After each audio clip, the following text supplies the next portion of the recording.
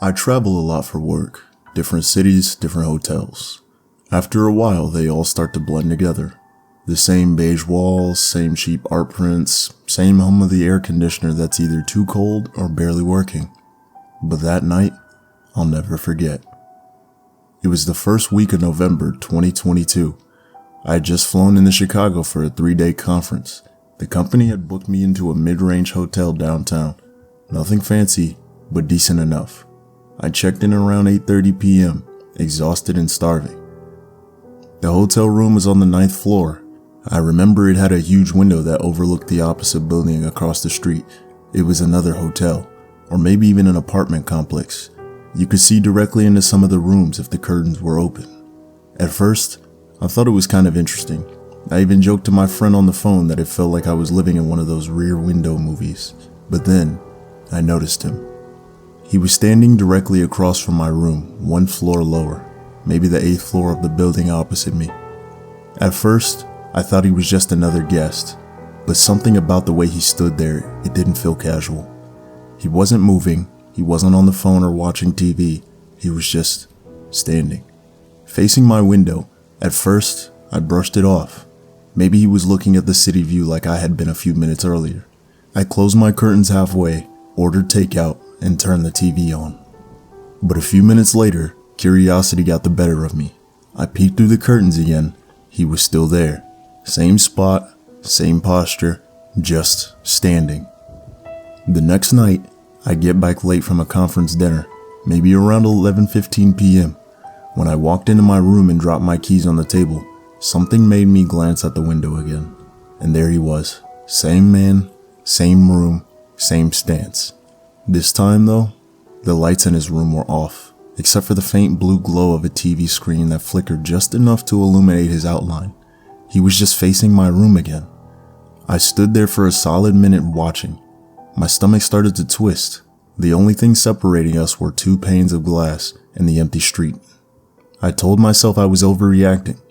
I shut the curtains tight and tried to sleep. But that feeling that he was still there, still watching, wouldn't leave me. On the 3rd night, I couldn't shake the paranoia. Before I turned on the lights, I went straight to the window and peeked through the edge of the curtains.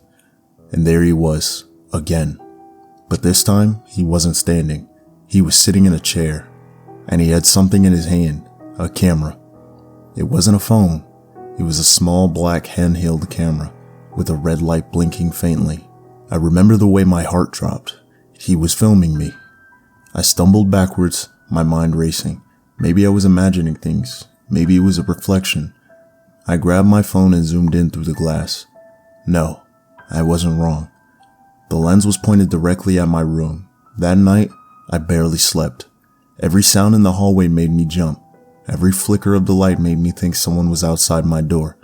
By morning, I was so wired that I decided to tell the front desk. The woman at the counter was polite but confused. "Sir, are you sure that just wasn't another guest?"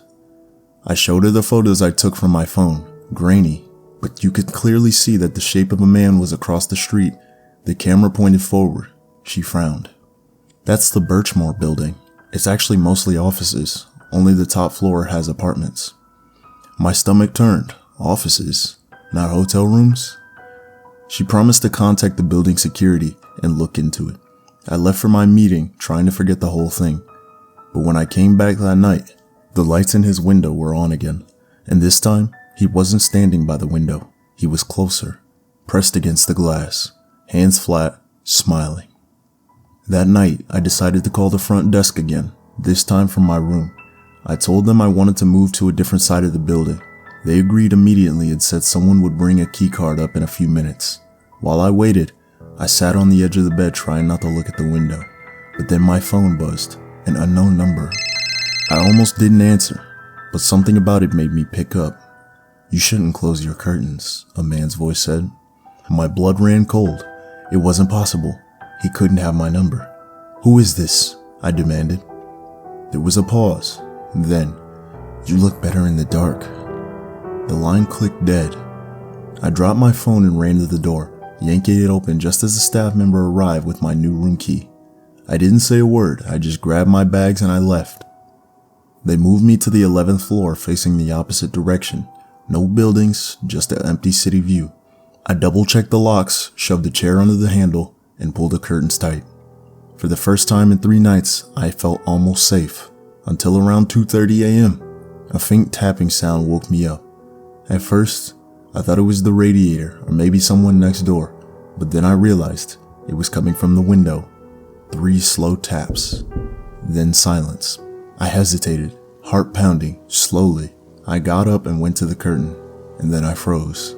From 11 floors up, I could see the street below, empty, quiet, the orange glow of the streetlights reflecting off wet pavement, and then I saw movement. A man was standing directly under my window. He was wearing a dark jacket and a baseball cap. Even from up there, I knew it was him. He tilted his head upward, looking right at me. Then he started running. But not away, not across the street, towards the hotel. I backed away from the window, my pulse skyrocketing. I grabbed my phone and called the front desk again.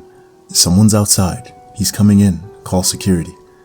The woman on the other end was trying to calm me down, but I could barely breathe. I ran to the door, pressed my ear against it, and listened. Nothing. Then, footsteps, heavy, fast, echoing in the hallway.